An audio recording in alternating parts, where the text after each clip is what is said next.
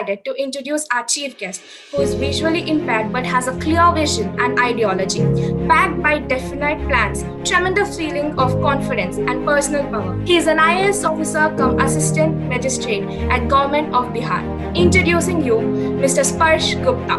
I had cataract by birth, and I can just see from my right eye, which is just I just have about 4 to 5% vision. So you might have faced many adversities during your journey. Can you tell us a few of them and how you overcame them? There were times when things were quite crazy, and it was like that there is no light at the end of this tunnel, and it's all dark and everything. So can you give some advices for the upcoming UPSC aspirants? Patience, perseverance, and dedication is something that you will need to have, because there will be times you must have had always you have been a topper in your class, 12th also you were a topper, college you might have been a topper, and I have seen people despite all that sort of a record struggling.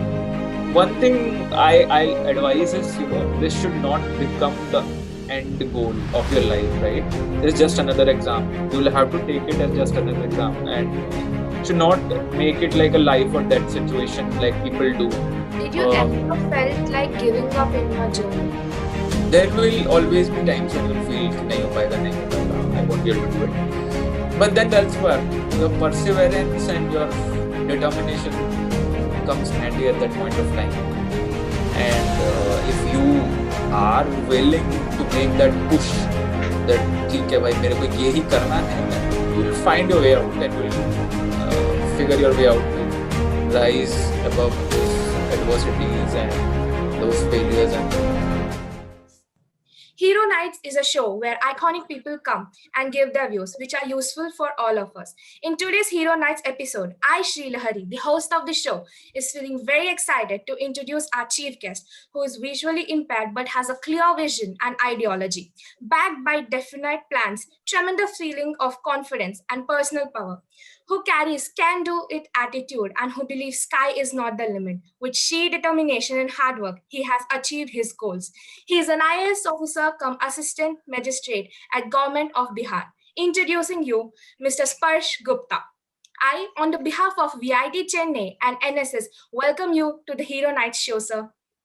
Welcome. Thank you so much. It's my pleasure to be a part of this event. Thank you so much, sir. So firstly, I would like to tell something about the NSS Club of VIT Chennai. NSS is a club in VIT which aims and volunteers social service. This club have conducted a lot of social programs to the benefit of the society. We have important projects like Mission Prakrit, Gurukul, and Seed the Smiles, and many more to come. This year, NSS was selected as the best club of VIT Chennai, and we have so many achievements more to have. Now I request our faculty coordinator, Bala Murugan sir, to say a few words. Yes, sir. Thank you, Ms. Lahari. Sir, on behalf of VIT University Chennai campus, on behalf of NSS, we would like to extend a warm welcome to you, sir, Mr. Sparsh Gupta, IAS. Really, we honored with your presence, sir. Actually, privileged. This Hero Night, in this Hero Night program, we conduct this type of interviews. See, our students are given full freedom, full right to contact the VIPs officials to conduct this type of program. They are conducting in a very professional way. So NSS at VIT is doing wonderful job. Focusing on Fit India program, what are this, Poshan programs, Swachh Bharat activities, helping the needy people.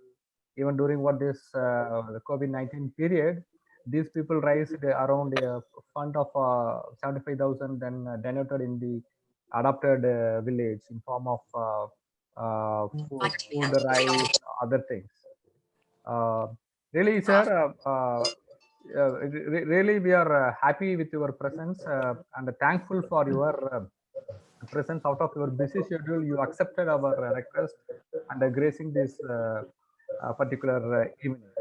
So So on behalf of management, Vice Chancellor, on behalf of NSS, we would like to extend a warm welcome once again to this particular program. Sir, welcome you, sir. Thank you so much for giving me this honor to be a part of the show. It's early days in my service, so it's great to be on a platform where I can express my views and whatever I can give to the students and people who are attending this event. And I heard the kind of work that NSS in VIT is doing. It's very nice to see the such activities being done as part of the college activities. So I'm immensely pleased to be a part of this show. Thank you so much. Thank you, sir. Thank you so much, sir. Before starting the session, I would request all the audience who are having the doubts can post their doubts in the chat box. So at the end, we will be having a question answer session. So you can post up your questions in the chat box. Okay, sir. So firstly, can you tell something about yourself, sir?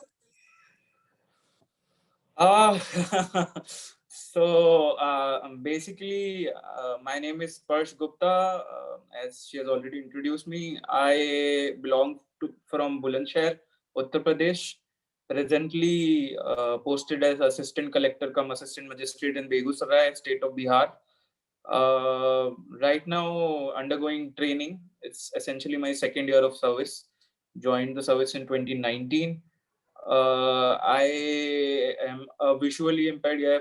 I had cataract by birth, and I can just see from my right eye, which is just I just have about 4 to 5% vision. I am a law graduate. I did my law from National Law School, Bangalore, and then I worked for a couple of institutions. I was associate in Luthra, and then I was assistant legal advisor in ONGC before joining the service. Then my journey has been a long one, actually. So as we go ahead in the talk, I think you will get to know a bit more about this. So yeah, that will be all about my introduction. Okay, sir. Now, can you tell us about your profession and your daily schedule? Our schedule as of now is quite flexible, right? So I mean, when you join as an administrator in IS, Indian Administrative Service, your first 10 to 15 years you work in the field, right? So the office is basically there's just the paperwork and your field, your things that you do on your files, and those are the things. But it's mostly substantially moves around going into the field, interacting with public and public functionaries, and managing various schemes and implementing them on the ground. So there is no fixed daily schedule as such. I mean, it depends. You have your video conferences to monitor your schemes, and then there are other activities which goes on. And as of now, if you ask me currently, because I am undergoing training in the State Academy in Patna, so my day starts at around 9, where we have classes, and it goes on till 6. So we have various classes on different subjects of administration, public administration, then different rules that are applicable to us, and essentially what all are our responsibilities, various acts, various schemes which we are supposed to implement on the ground, and those kind of things. And it's very flexible, to say it in a few words. Okay, sir. Okay. We all are curious to know why only an IAS officer. So what drove you so hard to achieve it, sir? Like, Yeah. I mean, so see, I won't deny the fact that I it's not something which I had in mind all this while. If you ask me, there are people who always dream that they want to become IS officers, especially whose parents are already in civil services or in government sector. That was not the case for me, at least. It was while I was working in the law firm, and basically in the last year of my law college, that I the idea of IS came to my mind, right? So, but I mean, there was nothing sure about it, and it's a difficult process, of course. And there were people around me who used to say, "Yeah, you can, of course, you are good enough, and you have always have had good academic record and everything. So you can actually crack this exam." So at that point of time, I didn't take it that seriously, right? So, but I mean, while working in the law firm, I felt I was not satisfied with my job, and then there were some health concerns. So I lost the last vision that I lost in my eye was during that period. So I mean, medically also my situation was a little uncertain, and private sector does not provide you with the sort of security that you need in your job, right? And the pandemic has shown us that life is very uncertain these days. You never know what will happen. So that pushed me towards thinking about government sector, right? So, and when it comes to government sector, being a law professional, judiciary actually comes to mind. That's one option. But then sort of there were certain other factors, because there is a lot of challenge in judiciary still. And I mean, there is a Madras High Court judgment only about barring people with visual and hearing impairment to not be eligible for going into judicial service. So there are those kind of things. So then civil services seem to be the best alternative in that case. So that was the reason I thought of becoming an IS officer. And then of course civil services that's the most wanted services, because while it does provide you with the kind of security and physical infrastructure especially that we need as visually impaired people, plus it gives you a lot of job satisfaction, which was missing basically in my previous two stints. So I think those were the two driving factors that forced me towards going for civil services exam at first. But I think as the time has passed by, there have been certain changes in my opinion, and like what I want to do, or why I have joined the service and things like those. So yeah, that's why I joined ICE. Okay, sir. So, sir, you might have faced many adversities during your journey. Can you tell us a few of them and how you overcame them? See, I mean, it's kind of nobody's life is a cakewalk, right? So everyone has their share of adversities that he or she has to face. And of course, there were times when things were quite crazy, and it was like that there is no light at the end of this tunnel, and it's all dark and everything.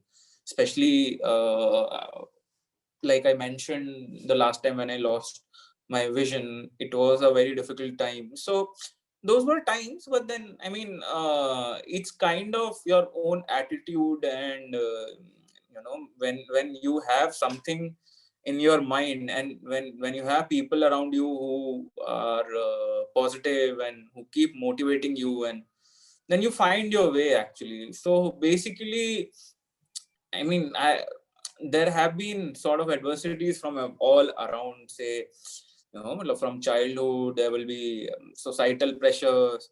there will be other sorts of pressures.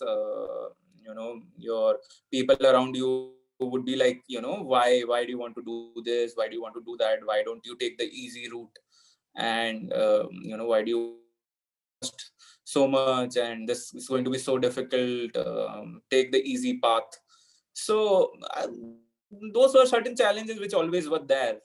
But then, I was always nurtured, and my parents, I'm like quite, thankful to my parents that they were positive, and they always, believed in me. And they used to say, actually, you have to always move ahead in your life, right?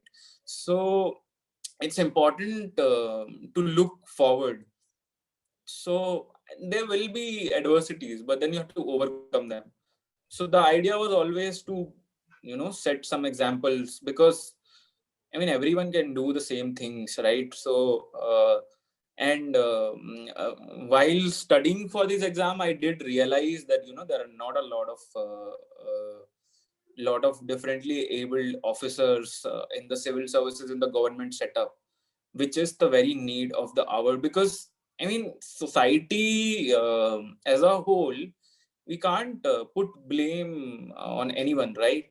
So to create awareness and to bring about inclusivity, we have to work, across the board. Basically, we have to work in both the sections of the society. We need to, show the able-bodied people as well that, it's just that something God has given, and everything else is okay, and you will just have to do with it, and rest everything is actually the same. So that is the kind of philosophy that I went with. And yeah, so everything that came my way, I just got through like that only. Because there were times where you could feel like, college, maybe you'll have to ask for all the concessions, all the just to get a fair playing field, or to get some extra time, because it takes you time to read the paper or to write your answers and things like those. And then getting your disability certificate made. And it was not easy at that point of time. There was no technology that could support you, say 10-15 years back. Right now there has been great advancement in technology, so things have become much more easier.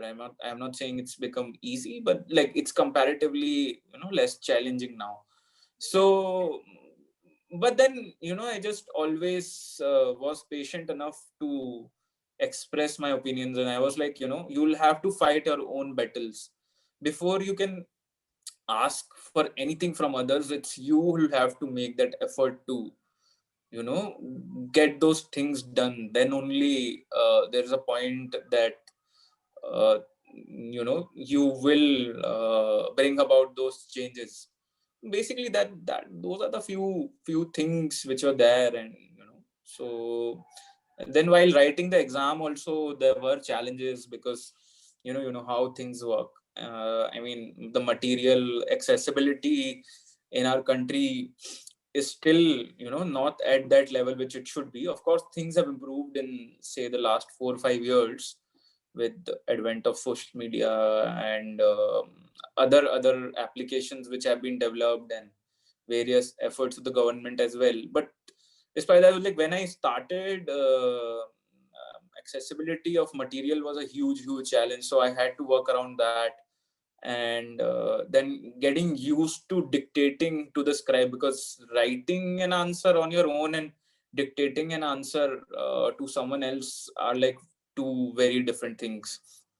And then how to go about writing mocks, because mocks forms an important part of this exam. So those are certain challenges which always were there. But then I always had that in mind, of course, if there are problems, there will be solutions to those. So if you look around yourself, you will always find ways to basically find those solutions. They're just in front of you. So that was what pushed me ahead. And then I won't say, that all, everything is a piece of cakewalk now as well. There will be challenges which will keep coming, which have come in the training as well, and after joining the service. But then, you know, I'm quite confident that with the same attitude, I would be able to find the solutions to those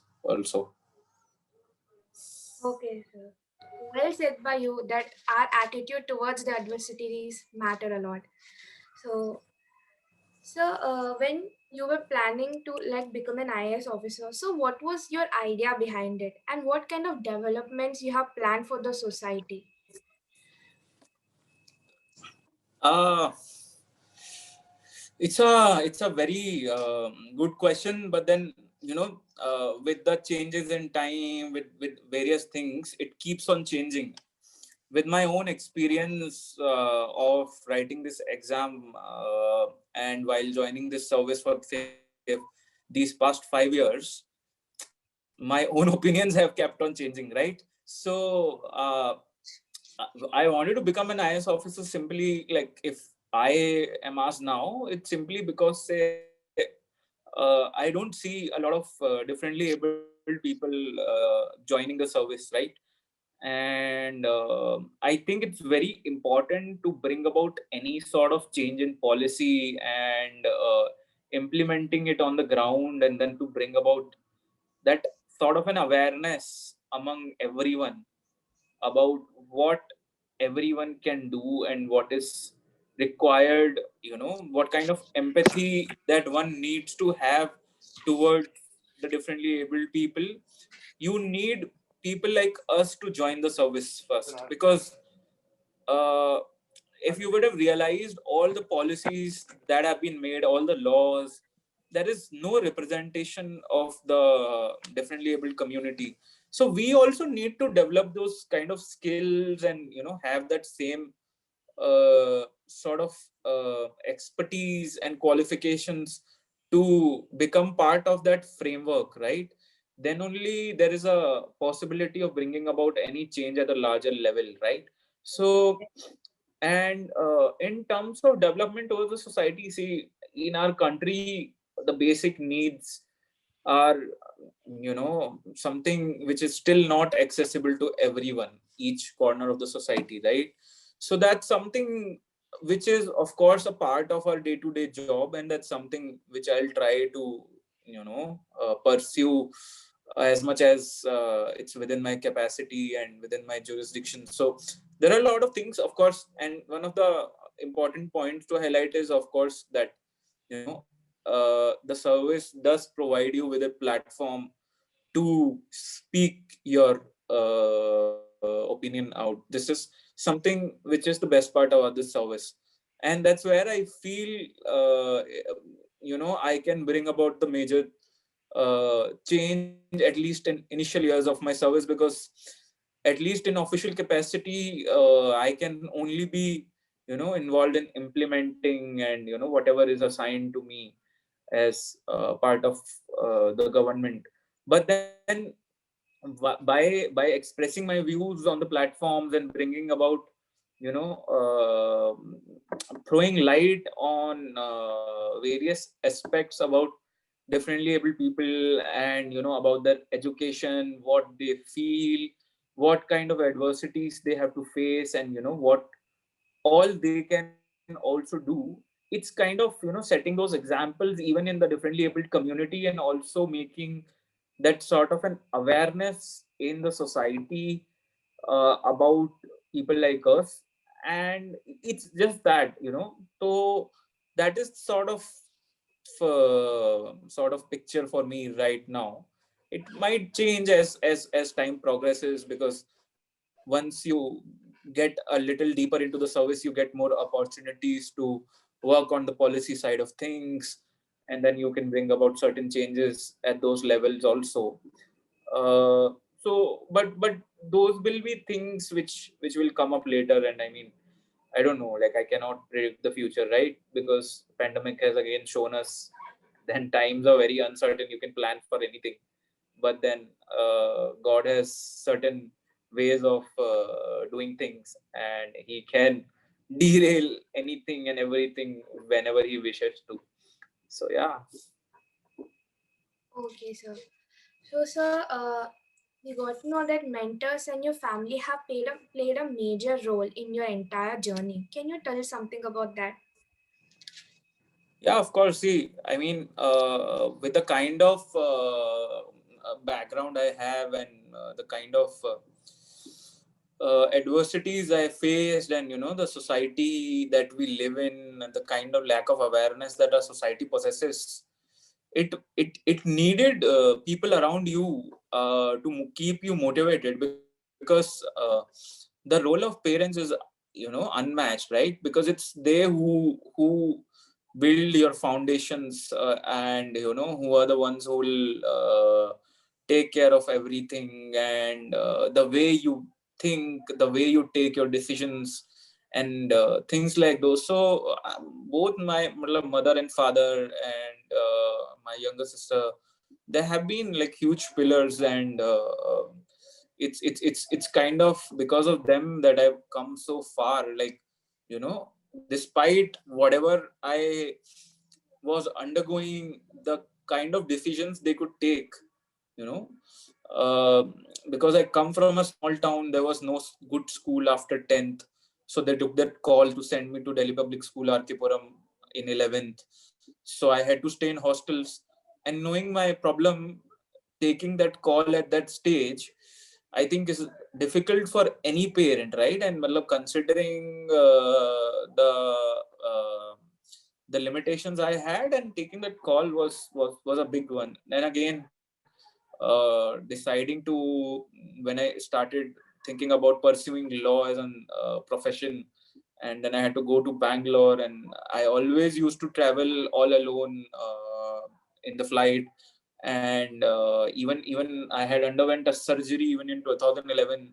Then also I went back alone. So allowing me to always look ahead and be independent in life despite all these adversities is something that came about because I think they were there always for me. They were there, but it was not like they were stopping me from doing anything. So even there are people I have met so far in service, since I have joined Bihar cadre since May in my training, have asked me, "Oh, why are you living alone? Why did you not call your parents to stay with you?" And things like those. And I was like, it's COVID time, first of all, so I had to make that call when I came from Lal Bahadur Shastri Academy, where our phase 1 training happens. So I mean, there was first of all no opportunity for me to get my parents along. But then, since I have everything at my disposal, and I don't see the need that I need, whenever I'll whenever they wish to come, they can come. But then for the very purpose that I will be comfortable and there will be someone to take care of me, for that simply, for that purpose only, if I call them, that what's the point? So but then I think this is the good part which I feel, and I think it has made me also confident that I can manage things on my own. So, and to that extent that I went on a student exchange program to US also all alone.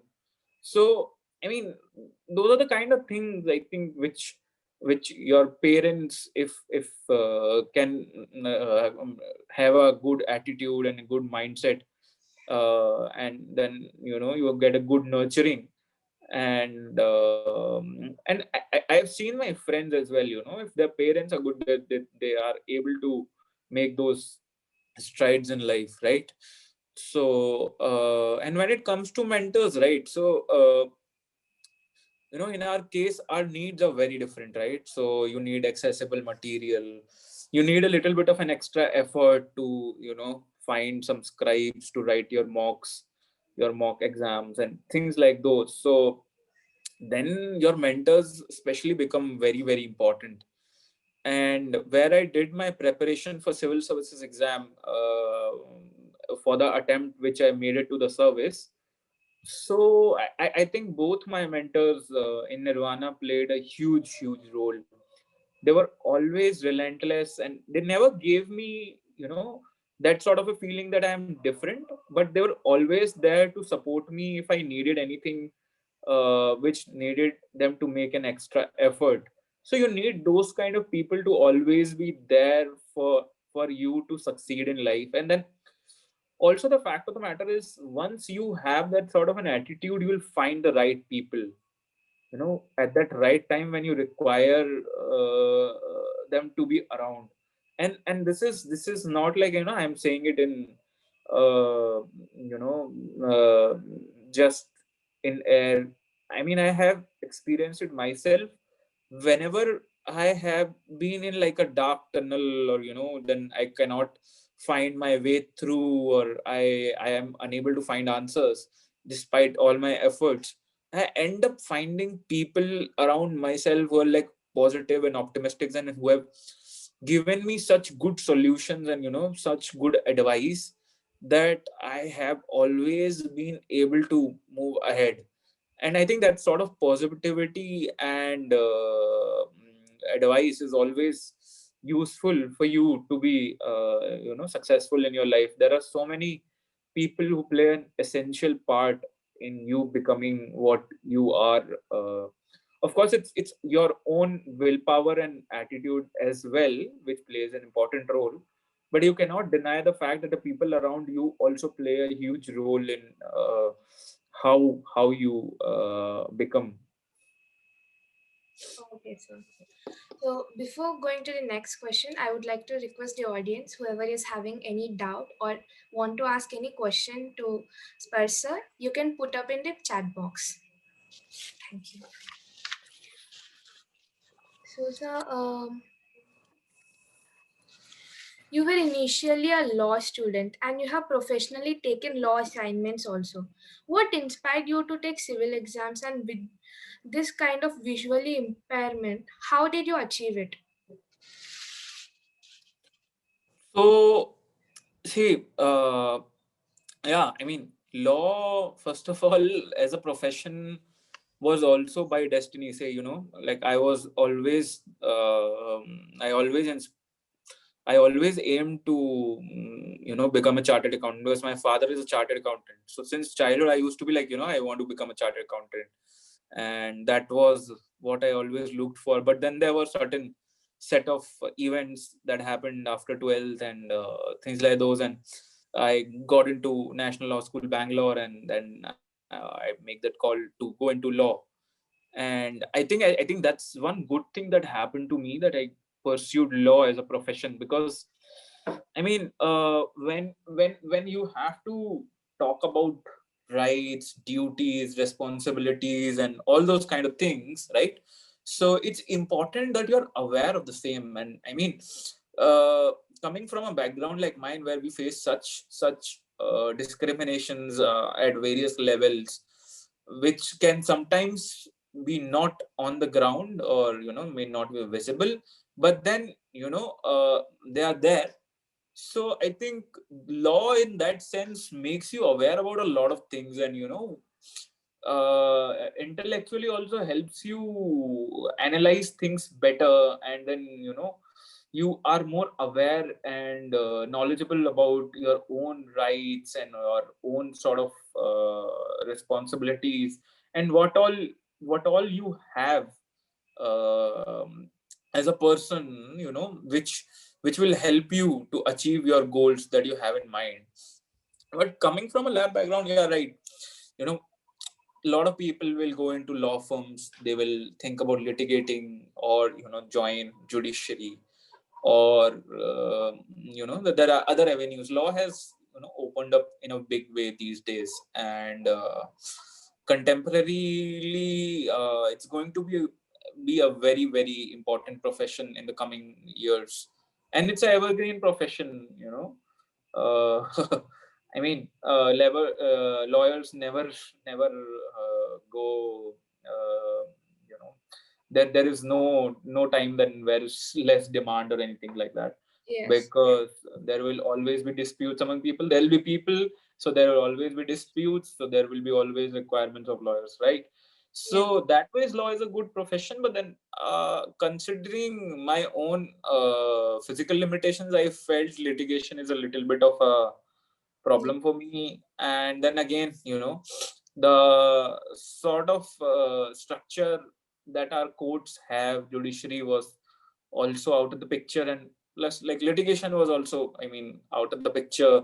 Law firm job I did to give myself an opportunity, but then, that sort of job satisfaction I looked for didn't come. And I think I told you why I joined service, to Yes, get yes. some job security. So that was some of the reasons why, I didn't take law as a profession. Plus, in addition, I feel, so being a civil servant, also you are a regulator, right? So Yes. it's law that you have to enforce. It's laws that you have to deal with. There are rules, regulations, and at a later on stage, you frame policies, you frame statutes, you frame regulations. So law is an integral part of our service, right? So I don't see that, as a law professional, I my job profile does not suit the profession that I chose in the beginning, right? Okay, sir. So now we can move on to the chat box question. Right. So Saying Thin is asking, sir, can you give some advices for the upcoming UPSC aspirants?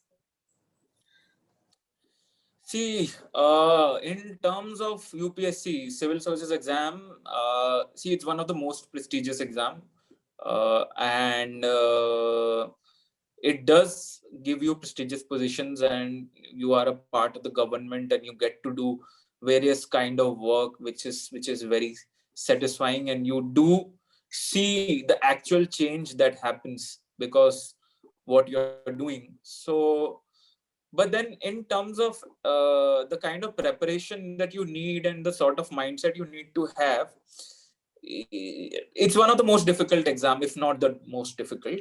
It's one of the most difficult exam, not even in India, in say the world. So because there are three stages which you have to undergo: the prelims, the mains, and the interview.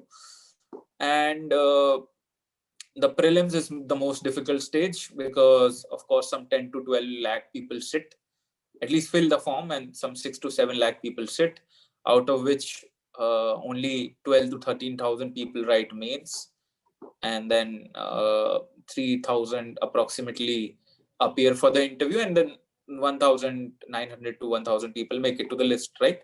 And out of those, only 180 people make it to Indian Administrative Service. So, I mean, it's the numbers tell you that how competitive this exam is. So there is always this uncertainty which you will find in this exam, right? So I mean, you have to take that call that you want to appear for this exam, and make sure that you are, sure about appearing for this exam. Okay. And I mean, patience, perseverance, and dedication is something that you will need to have, because there will be times, you must have had, always you have been a topper in your class, 12th also you got a topper, college you might have been a topper, and I have seen people, despite all that sort of a record, struggling.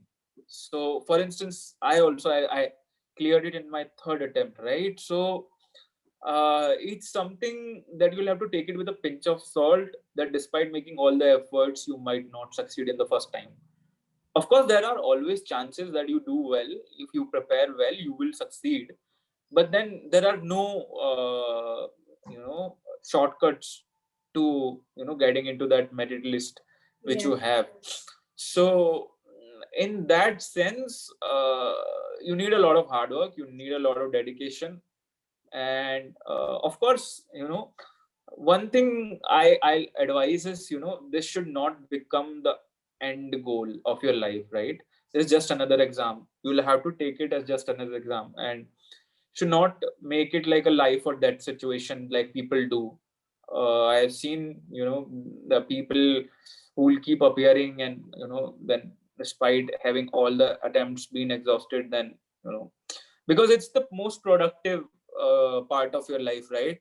So it's kind of it's a snake and ladder sort of a situation, but then that's what it is, and that's what UPSC expects you to do.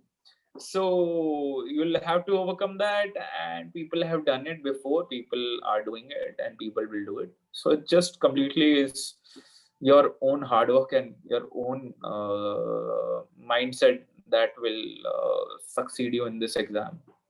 Yes, sir. Well, correctly said by you that there is no shortcut to success. Right. Next question, we have it from Rohit Verma. Sir, we are honored to have you in our show, sir. Your journey is an inspiration. Can you tell us how do you handle difficulties?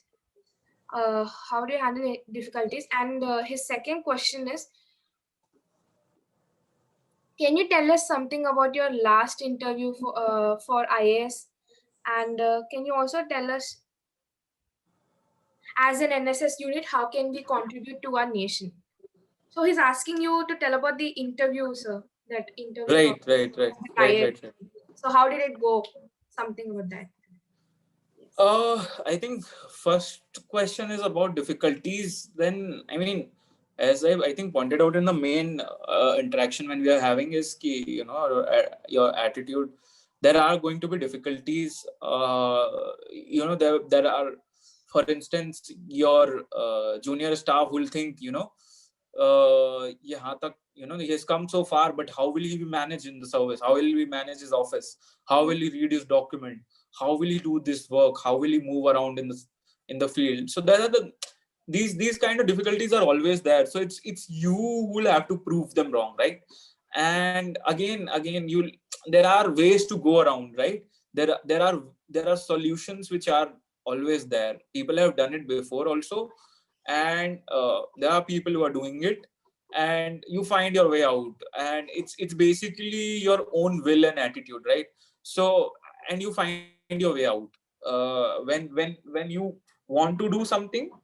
It's just like, you find your way out, you find those solutions which are in front of you, and you'll find that road which will lead you to the right sort of uh, answer that you need to your problem, right? So when it comes to the interview, uh, see, the fact of the matter is ki interview is a hugely scary thing for people. So see, the fact of the matter is ki mains and pre mein, what happens is it's in your hand, right? Mm. And you are going to write your answers and you'll get the marks for it. But then interview mein what happens, it's very subjective, right? And one thing that you have to keep in mind is that the panel that sits is all experienced bureaucrats or very expert people from academic backgrounds, and they at least have some, say, 300 years of experience, right? Because there are some 5-6 people, they must be more than 60 years of age, so you'll count that up, and there's some 300 years of experience, and you're just say about 25-30, so 10 times experience than you. So if you will try to fool them, of course, then you're a gone case.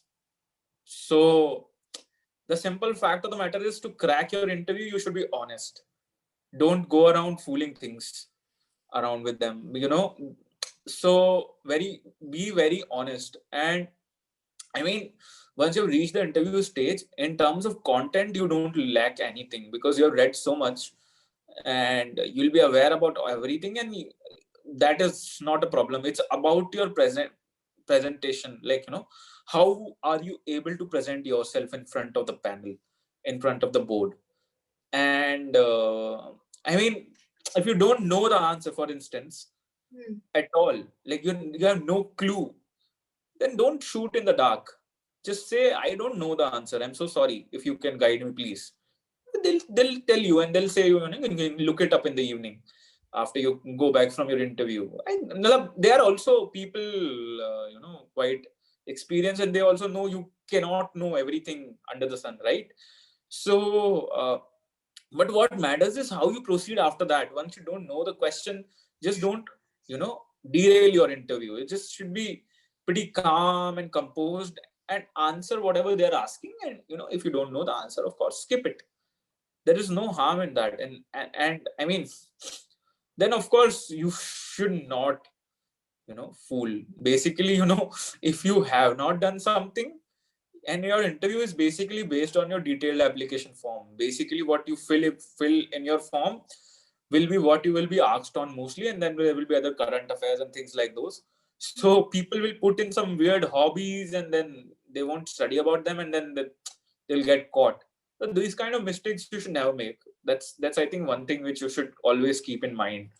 So, and in terms of my last interview, so I just gave one interview. So and it went well. I mean, there were a few geography questions which they asked me, and they involved visualization of maps and all. They were challenging for me, but then if I didn't know, I told them, and this is the thing. But then I didn't, do badly in my set of questions that came after that, and I think that's what made them believe that I can be given a chance, right?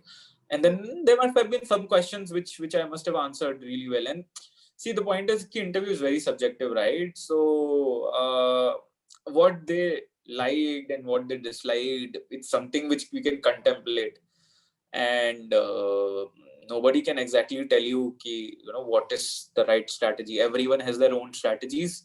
Yes, sir. And depending on your strengths and weaknesses, you should pick and choose what suits you the best. Okay, sir. Okay, sir. So the next question up. Did you ever felt like giving up in your journey? This question Okay. is asked by Rohit Verma. Yes. The UPSC journey. Yes, sir. Throughout. See, again, I told you, yeah, that I think everyone goes through that phase, when you're not clearing and everything. But then people around you are there, right? Like, I always had this in mind that I wanted to be in the service. And of course, after 2 attempts, I appeared for CLAT and joined ONGC just as a backup. And because I told you, this exam is very uncertain, right? So despite all your efforts, you don't know whether you will make it to the list or not. So I was quite practical enough and I joined ONGC. But then, everything worked out fine in the third attempt, and I was able to do that and get into the service. But then, of course, there are times when you feel like, just giving it up and what's this? But then, you'll have to, it's up to your choice. If you feel like, you are not being able to improve in any which ways, and I don't think you're made for this, you do realize it at some point of time, and then you can look for other opportunities, because at the end of the day, it's a productive part of your life, right? In the Yes. beginning itself, I think you should decide how many attempts you want to give, because say the point is एक attempt में तो it goes, the one attempt goes in figuring out how you will want to go about preparing for the exam, right? So it's kind of very difficult to figure in one attempt that what is required and whether you are made for it or not, and things like those. But then once you start appearing for the exam, you will come to know what is the requirement and what sort of efforts you need to make, and whether you will be able to do it or not. And there will always be times when you will feel कि नहीं हो पाएगा, I won't be able to do it. But then that's what your perseverance and your determination comes handy at that point of time. And if you are willing to make that push, that ठीक है भाई मेरे को ये ही करना है, then you will find your way out, and you will figure your way out to rise above those adversities and those failures, and Okay. so yeah. So next question is by both Bharatwaj and Yash Tripathi. So how did you keep yourself motivated throughout, sir?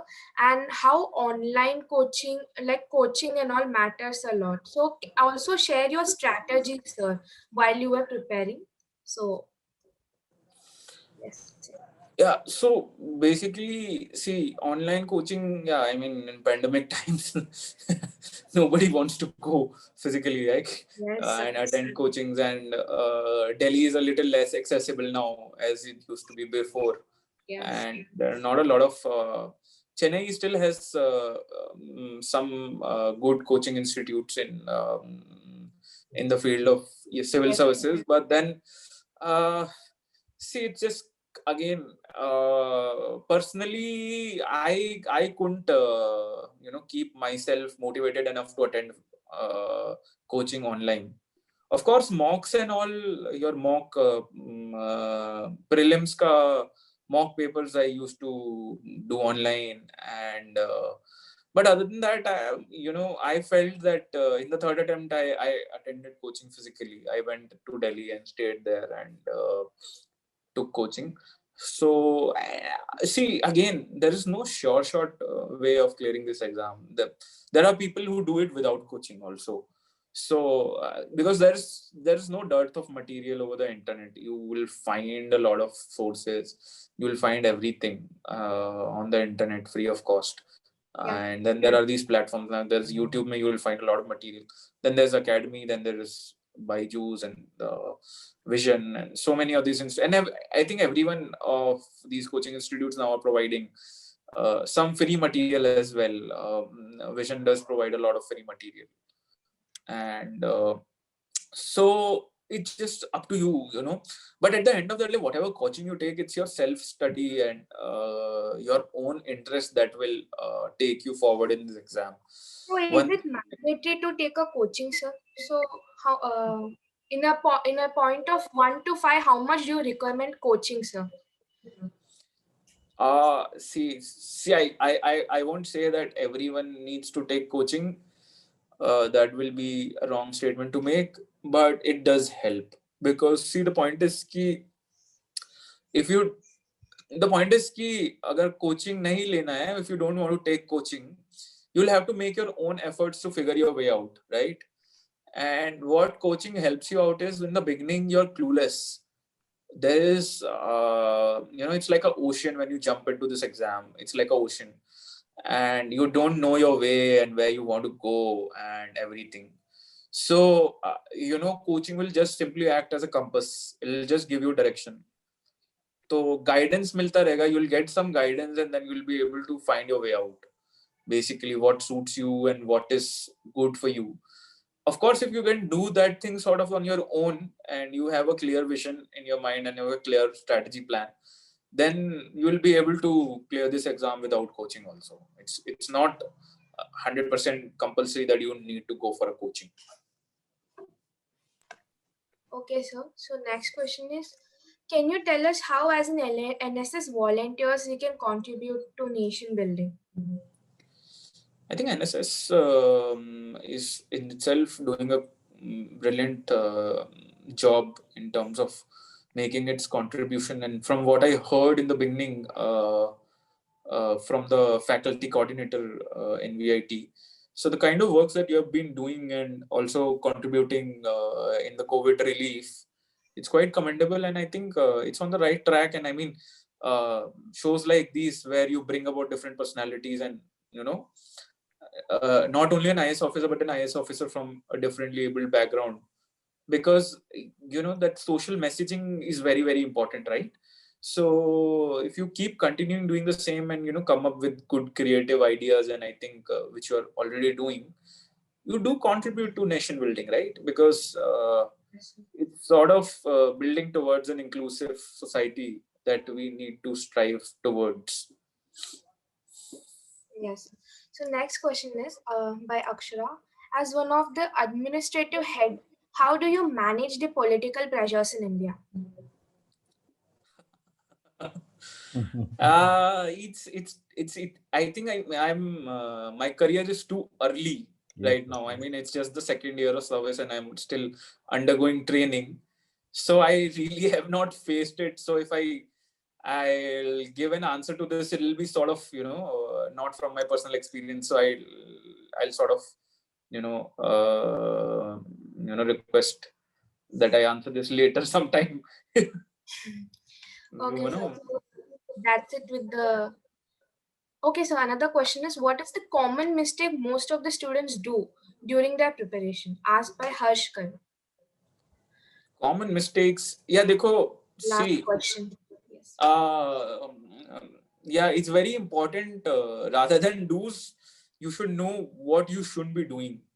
So in UPSC, there are a few things which you should not be doing. Civil services exam. First of all, you'll get a lot of sources, right? There's no dearth of material in the internet.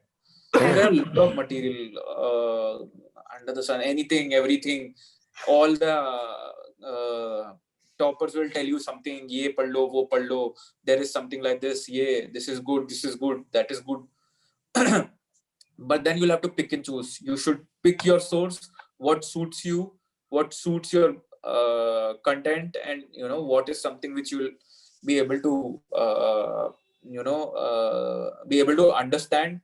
Figure out your sources and then stick to those, because it's not the quantity that matters in UPSC, it's the quality of your study basically. So even in terms of newspapers, I mean, Hindu and Indian Express, that's it. Then there will people will say, read Kurukshetra, Yojana. I'm not saying you should not be reading all these things, but it's like, better to do a second reading of your older sources that you've already done. Because at the end of the day, there's so much to study that you'll keep forgetting things. So to be able to frame your answers, it's important that you have done those things multiple times. So this is one thing which you should always keep in mind. Then, of course, topper strategies are a good way to start for strategizing for this exam.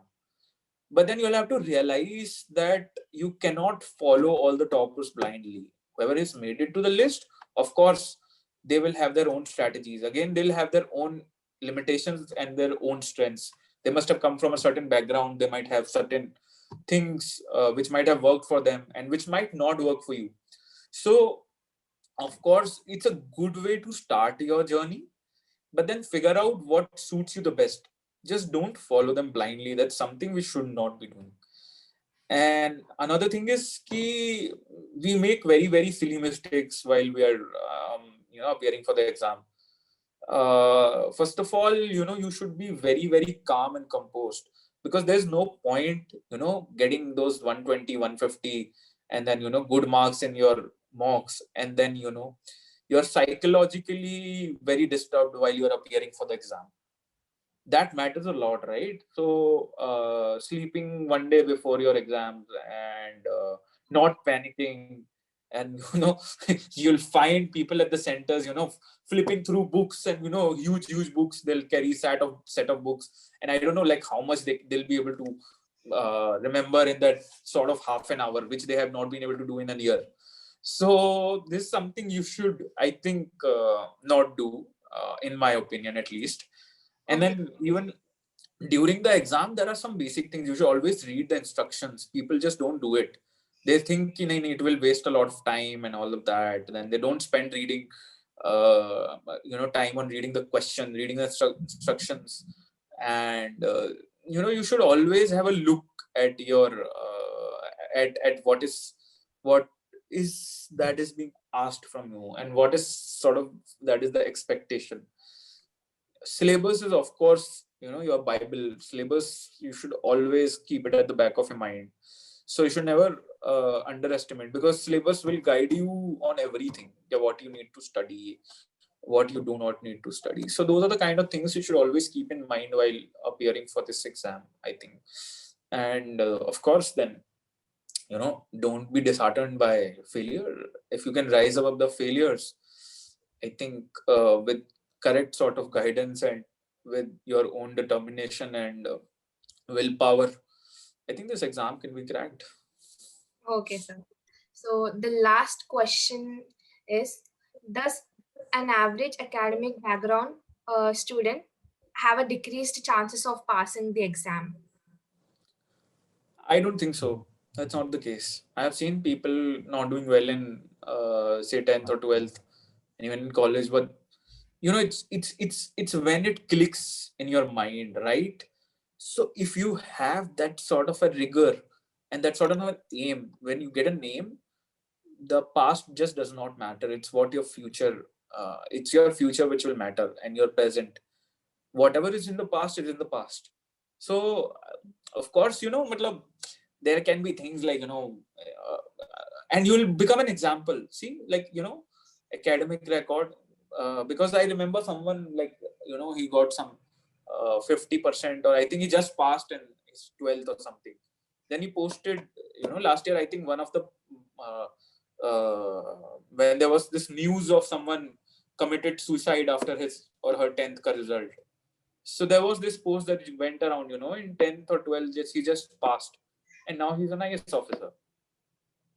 So it's something, which is not an end of. So any exam shouldn't be an end of your end goal of your life. It's just a means to achieve something in life. So if you live with that sort of an attitude, you'll of course figure your way out, and academic records and things like those are like secondary. It's something, if you have that sort of an aim in mind, you'll of course be able to crack this exam. There's just nobody stopping you from doing that. And people from poor backgrounds with nothing in their pocket, and so many challenges, and with language barriers and whatnot, they make it to the list. Yeah. Yes, sir. I mean, I know a batch. I know so many of my batchmates who have undergone so many adversities, and seen those times when they had to cross rivers for going to schools and things like those. They come from villages and things like those. But then they have made it so far, and they're Yes. part of the service. So their adversities are different. That's what I said in the beginning itself. Like, so everyone has sort of different adversities in their life. I had some physical adversities, but then in that aspect that my parents were well off and they could support me. So in that way, I was a privileged person. But then everyone has different difficulties and different challenges that one has to face. So if you can overcome those, and if you have that sort of will to go above those adversities, you will of course come on the right side of things. Yes, sir. Well said, sir. So thank you so much, sir, for answering all our questions so patiently. Now I request our club president Aditya Yenni for thanks. No. Wait, Lagari, I have some questions. Sir, this is Dr. Balamurugan, NSS coordinator. Yes. Yeah, sir. Sir, your interview was very interesting and inspiring and motivating us. Really, if you look at what the questions, what our students asked, all are towards how we have to prepare the IAS exams, how to prepare prepare ourselves for interviews, like that they have posted.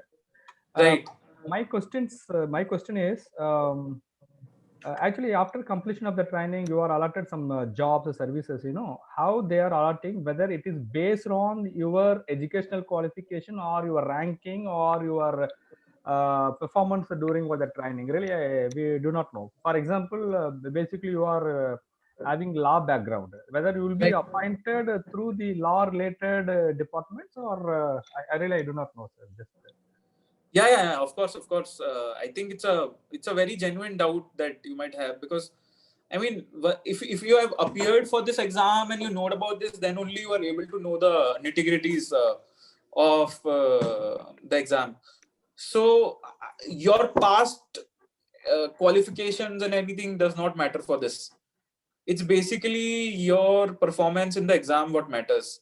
Your rank, your merit, it decides.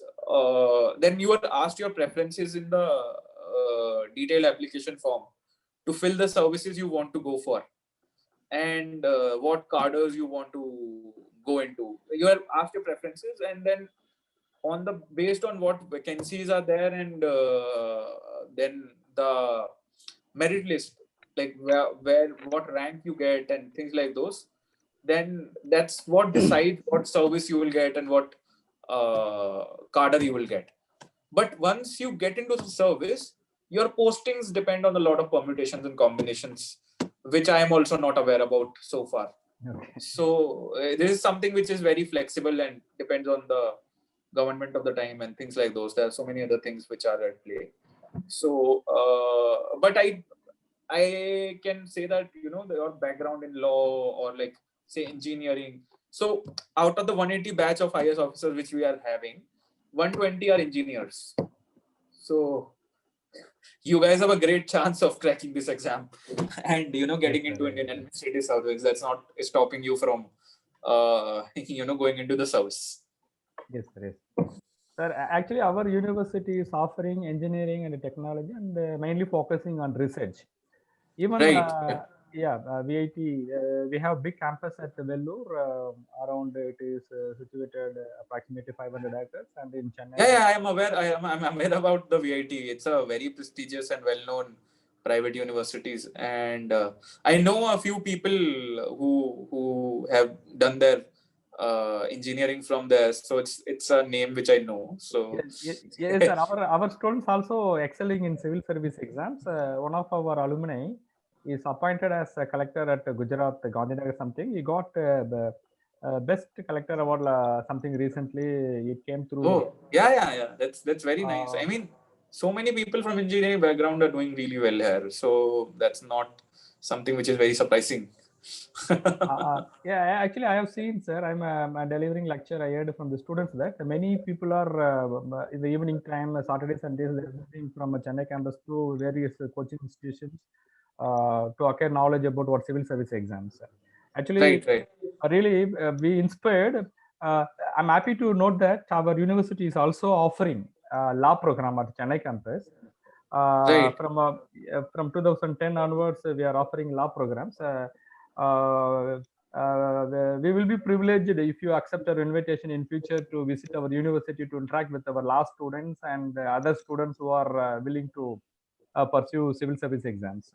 Definitely. Uh, yes, sir. Because your advices, your experiences are much needed to our students. Actually, if you look at what this session, many people are interestingly asking towards civil service exams, how to crack civil service exams, how to pass, all those things. Nowadays, even yes. The old story was normally if they complete the engineering or technology, normally they are interested to go for some software engineering to get what huge money like that. But nowadays the scenario is changed. Our engineering people also started to join in civil services, the prestigious services that we have in our country. Really, sir, we are greatly honored with your presence. It motivates a lot. In particular, these NSS volunteers, they are doing lot of services to the society. As I said initially, during that COVID-19 period, in the month of April itself, they raised a huge amount, huge fund, and then we purchased some provisions, and then we distributed to our adopted slum and villages. Our students That's very nice. Exactly, sir. Not only this one, often we visit the old age homes, physically challenged houses are there in Chennai, and then children's, the children's, the special children, all those things we are visiting. We are spending time. Recently, in the month of January, we visited old age home. We spent a day with this old age home. People really enjoyed. These people come to know the difficulties, what they will face in future, all those things. Really, I think one message which has to be given while we are at, I think, college level only. It's like kind of difficulties are there in everyone's life, but it's not something which needs to be sympathized with. But that difference between sympathy and empathy, it's something which needs to be really highlighted. And I think visiting these places and knowing their experiences does help you in gaining that sort of an understanding, that small line between sympathy and empathy, which is very important. Exactly, sir. Actually, we are eagerly expecting your association. We would like to associate with you in future also with respect to academic and with respect to how the civil service exams, all those things, sir. We are eagerly also waiting to provide some invited talks to our law students. So Definitely. really, I'm also got inspired. Uh, Actually, 20 years, 25 years back, after completion of my PG, even I wrote what civil service exam. I cleared the preliminary exam, but I preliminary exam I failed, and then I failed in mains. I took geography and then literature as was optional paper, but Right, right. I was not able to crack. As you said, so these are something different exam, and certainty is not there. Uncertainty is there. Due to family situation, I came to what teaching field. Now I became the professor. So this Oh, is that's what. also a wonderful job that you're doing, right? Yes, I'm happy. I'm doing a good job, sir. Yeah. You're Even contributing to building future generation for our nation, and it's a huge contribution in nation building. So I mean, everyone needs to contribute in some way or the other, right? So thank you, sir. Nice words about that one. Our profession, really great, sir. So Balamurli sir is also there. He wants to ask one question. Can I ask? Yes, sir. Yes, sir. Please. Yes, sir. Yeah. Hello, sir. This is Dr. Balamurali, sir. I am one of the yes, faculty coordinators of this program. right, right, Yeah, we really admire you, sir. We really admire you the way you have taken up this. You have come up to this stage, right? So I teach environmental sciences for my students, for BTech students. There is yes, a module. We have a module named Environmental Impact Assessment and Protection Acts. Various acts are there. right, Um, right, I have been teaching the same subject for the past 8 years, right, right, but till today, I never got interest in teaching that module. I always skip that module. I always teach that at the end. The reason is I don't like that because my memory is very poor. I cannot remember the year. I cannot remember the date. The subject itself is very boring for me. This is what I was telling. That's why I'm telling that I should appreciate you. Okay, people, the way the subject has interested you, right? So that matters. That has taken you to this level, I think. right, right, right. Yeah. So okay, so that's different. I have only one question. Already, this question was asked by one of the students here, like political pressure. Right, Yeah. right, So my question is, soon you will be associating with top-ranked government officials, right, right, right, right? So sometimes, okay, you will be forced not to reveal the truth. right. So in that case, how will you manage that situation? Whether you obey them or you will just tell lie and then manage the situation. I'm just asking you, if you want to answer, you can answer. If you don't want to answer, that's fine. That's why Yes, something. training The will be whole point offered. is, I think the whole point is, I think when you're given a situation, I think your response to it is very different, and when you're actually in the middle of the situation, your response might be very different, right? So once you really face that sort of a situation, the real response will come. Of course, you try to do your best. You do the best to your ability to maintain your values that have been inculcated you in your over the period of time, and what you have gone through, and your understanding of the society and things like those. And of course there are ways to be on the right side of things, as Yeah. far as I understand, because at the end of the day there are so many of the if there are examples of people going the other way, then there are examples of people who have done the right things as well. So it's completely depends on the situation, and when I think you have the will, you will always come on the right side. That's what I feel. Yeah, because the reason why I asked you is many incidents are happening. Like 2 years back or 2 years back only, I think. one child, a 3-year or 4-year-old child, got stuck in the borewell in Tamil Nadu. This incident happened in Tamil Nadu, and people tried, and one of the IAS officers, Mr. Radhakrishnan. So he was there for the entire period during the rescue period. But finally, they could not rescue the child. The child was taken out dead. So that time, many things were hidden. We didn't know many things what happened inside. It was very clear in the way the news was coming out. Still, even till today, okay, the public doesn't know what happened. That is one of the reasons. And the current situation, the COVID-19 pandemic, here also many things are still mysterious. We don't have the answer for many of the things. Right. That's why I asked you this question. See, the fact of the matter is, I think at the end of the day, we also have to understand everyone is human, right? So, everyone, since, like, for instance, COVID is so uncertain, I don't think anyone has an answer to a lot of these questions. So everyone is just trying to do their best and figure out solutions as far as possible, and contribute to the best of their capacity, and do their best. As far as I have seen so far, because I mean my experiences are based on whatever I've seen so far, and which is not a long time, right? So but then there are things. I mean, what to say? Yeah. Okay. Now I request our club president Aditya Yeni to say a few words. Good evening, everyone. This is Aditya, president of NSS. It is my privilege to have been asked to propose a vote of thanks today. And on behalf of NSS, would like to take an opportunity to thank each and everyone who directly and indirectly helped to make an event successful.